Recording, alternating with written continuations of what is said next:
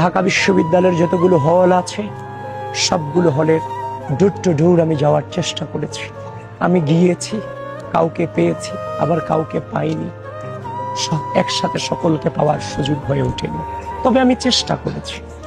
আমি ছুটে চলেছি অনাবাসিক শিক্ষার্থীদের কাছে, বাস টু বাস আমি চেষ্টা করেছি তাদের কাছে পৌঁছানো।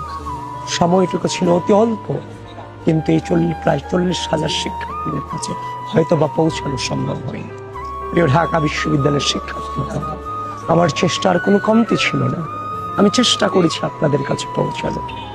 এই অন্তিম মুহূর্তে দাঁড়িয়ে আমি আপনাদেরকে আহ্বান করছি, আমরা বেড়ে উঠেছি রাষ্ট্রের স্বার্থে। বিগত দীর্ঘ দুঃশাসনকে মোকাবেলা করে আজকের এই জায়গাতে দাঁড়িয়ে আছি। আমরা রাষ্ট্রের স্বার্থে বেড়ে উঠেছি, প্রকৃতির স্বার্থে বেড়ে উঠেছি। প্রিয় ঢাকা বিশ্ববিদ্যালয়ের শিক্ষার্থীবৃন্দ, এই রাষ্ট্রের কলুষাল মোমেন্টকে লিড করে আজকের এই জায়গাতে দাঁড়িয়েছে। আপনাদেরকে আহ্বান করছি, আমরা আপনাদেরকে ছেড়ে যাইনি।